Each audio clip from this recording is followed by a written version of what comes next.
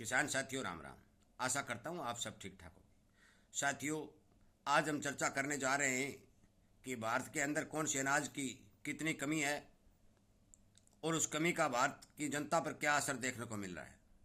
साथियों, ये कमी क्यों आई, इस बारे में हम चर्चा करेंगे और किस तरह ये कमी बढ़ती जा रही है, इस बारे में चर्चा करेंगे।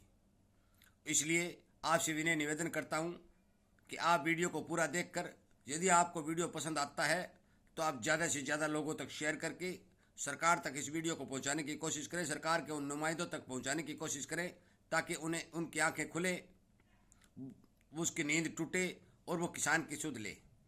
साथियों, इसी तरह के मुद्दे जो किसानी पक्ष में होते हैं, मैं हर बार इस चैनल के माध्यम से उठाने जा रहा हूँ, उठाता रहता हूँ और आपसे ये उम्मीद करता हूँ कि आप ज़्यादा से ज़्यादा इस संगठन को बढ़ा करके चैनल के साथ जुड़ करके चैनल को सब्सक्राइब करके इसके सामने वाली घंटी का बटन दबाएंगे, ताकि आपको सबसे पहले वीडियो पहुंच सके और आप फ़ौरन इसको शेयर कर सकें, ताकि इस तरह के वीडियो पूरे सोशल मीडिया के ऊपर प्रभावी हों और सरकार को संज्ञान लेना पड़े।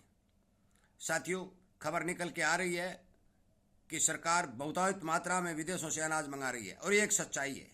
साथियों, मैं आपको बता देना चाहता हूँ कि अप्रैल महीने में जो तेल बाहर से आया था, मई महीने में उसका 35% ज़्यादा तेल भारत के अंदर आया है।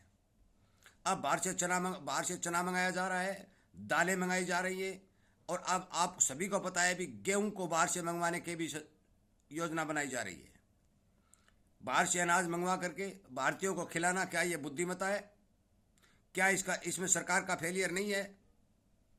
आप इस बात को सोच समझ कर इस बात पर गौर करें कि यदि भारतीय किसान को ठीक से भाव दिया जाए, पानी दिया जाए, खाद दिया जाए, बीज उपलब्ध कराया जाए, तो बाहर से इस तरह से इंपोर्ट करने से फ़ायदा क्या होगा?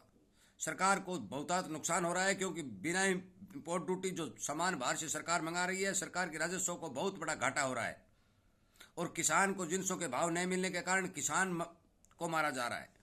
साथियों, इस तरह की नीतियां जो सरकारों ने बनाई, उन नीतियों को कतई सही नहीं ठहराया जा सकता, क्योंकि भारत एक कृषि प्रधान देश होने के कारण, इतनी बड़ी जनसंख्या होने के कारण, भारतीय किसान इतना मेहनती होने के कारण, उसको यदि ठीक समय पर सब कुछ नहीं मिलता है तो ये सबसे बड़ा दुर्भाग्य इस भारत देश का है कि इस कौम की सुध क्यों नहीं ली जाती।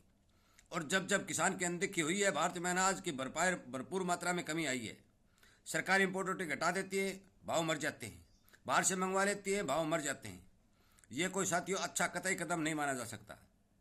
इसलिए मैं आप सभी से विनय निवेदन और प्रार्थना करता हूं कि आप इस तरह के जो किसानी संबंधी आवाज़ के वीडियो जो उठाए जा रहे हैं, उन वीडियो से ज़्यादा शेयर करके सरकार तक पहुंचाने की कोशिश करें और सरकार को ये बताएं कि किसान को समय पर भाव, पानी और खाद उपलब्ध करवा करके, उसके साथ तालमेल बिठा करके यदि आप काम करेंगे तो आपको विदेशों से कतई अनाज नहीं मंगवाना पड़ेगा, कतई भारत के अंदर राजस्व का नुकसान नहीं होगा। मैं आपको बता देना चाहता हूँ कि जितना विदेशों से सामान आ रहा है वो कतई सस्ता नहीं होता, वो महंगा भी पड़ता है। पर बड़े बड़े व्यापारी जो बाहर से सामान लाते हैं वो इस चीज़ का फ़ायदा उठाते हैं और किसान को नुकसान होता है, सरकार को राजस्व का नुकसान होता है। जब जब देश के अंदर अनाज की कमी आती है, सरकार को मजबूरी के अंदर बाहर से सामान मंगवाना पड़ता है। पर यह मजबूरी क्यों आती है? इस मजबूरी का आने का सबसे बड़ा कारण इस देश की सरकारें हैं, क्योंकि इस देश के अंदर राजनीति इतनी हावी हो चुकी है कि हर एक आदमी अपनी राजनीति के अलावा किसी प्रकार का, किसी तरह का कोई ध्यान नहीं देता। एक बार विजयी हो जाता है, कुर्सी पर बैठ जाता है, उसके बाद में इस किसान कौम के अनदेखी होती है। साथियों, हर देश के अंदर यही हालात है, परंतु उन देशों के अंदर जिन देशों से सामान आता है वहाँ पर जनसंख्या बहुत कम है और खेती करने योग्य ज़मीन बहुत ज़्यादा है। वहाँ पर मशीनों से काम होता है, प्रोडक्शन उन देशों का बहुत ज़्यादा है और वो लोग जनसंख्या कम होने के कारण, अनाज का उत्पादन ज़्यादा होने के कारण विदेशों में अपना माल सप्लाई करते हैं। परंतु भारत की जनसंख्या इतनी ज़्यादा है कि इस जनसंख्या का पूर्ण रूप से ख्याल रखना बहुत ही ज़रूरी है, क्योंकि इतनी जनसंख्या को खाने और खिलाने के लिए बहुत बड़े अनाज के भंडार की ज़रूरत पड़ती है। इसलिए सबसे ज़्यादा भारतीय सरकार का ये कर्तव्य बनता है कि वो अपनी प्रजा को सुरक्षित रखने के लिए, अपनी प्रजा को भाव और खाने का दाल पानी आदि जो भी है वो सुनिश्चित करने के लिए, जो भी इन अनाज को पैदा करता है उस कौम का नाम किसान है, किसान के साथ जुड़े हुए लोग हैं, उन लोगों की ओर ध्यान दे ताकि वो समर्थ बने, ज़्यादा काम करें, खेती में नई नई तकनीकें अपनाएं और अनाज का प्रोडक्शन बढ़ाएं। साथियों, पिछले सालों में भारतीय किसान ने बहुत अच्छा प्रोडक्शन तैयार किया और उस प्रोडक्शन के चलते सरकार को किसी तरह का बाहर से सामान नहीं मंगवाना पड़ा, परंतु एल नीनो का प्रभाव हुआ, मौसम की मार हुई, हर चीज़ का प्रोडक्शन घटा और उस प्रोडक्शन घटने के कारण देश के अंदर मांग बढ़ी। उस मांग की पूर्ति करने के लिए सरकार को विदेशों के आगे हाथ फैलाने पड़े। मैं इस बात से कतई सहमत नहीं हूँ कि भारतीय सरकार अनाज के लिए विदेशों के आगे गिड़गिड़ाए। मैं मानता हूँ कि यदि सरकार और जो भी कृषि अधिकारी, जो व्यापारी लोगों के साथ तालमेल मिलाकर इस तरह के जो बाहर से सामान मंगवाने का काम करते हैं, देश के अंदर जितने भी अनाज की गणना करते हैं, उन सभी से मेरा विनय निवेदन है कि जो इन जिनसों के ऊपर काम करने वाले अधिकारी हैं या सरकार के नुमाइंदे हैं, वो इस बात पर सोच और विचार के काम करें, किसान को समर्थ बनाएं, किसान के साथ जुड़े लोगों को समर्थ बनाएं, ताकि किसान का किसी प्रकार से नुकसान न हो और भारतीय सरकार को राजस्व का नुकसान भी न हो और भारत को किसी भी देश के आगे अनाज के लिए न गिड़गिड़ाना पड़े। साथियों, आज चने के लिए सरकार घूम रही है, हमें चना दे दो, हमें चना दे दो, हमें दाल दे दो, हमें तेल दे दो।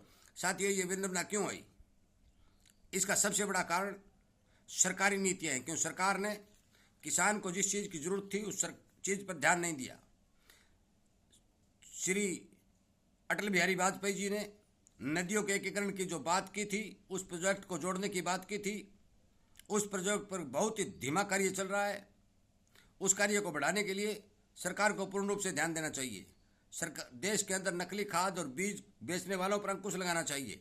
किसान को ठीक भाव देने चाहिए ताकि देश के अंदर इस तरह के अनाज की कमी न हो, बाहर से सामान न मंगवाना पड़े और भारतीय जनता को विदेशी खाना न खाना पड़े।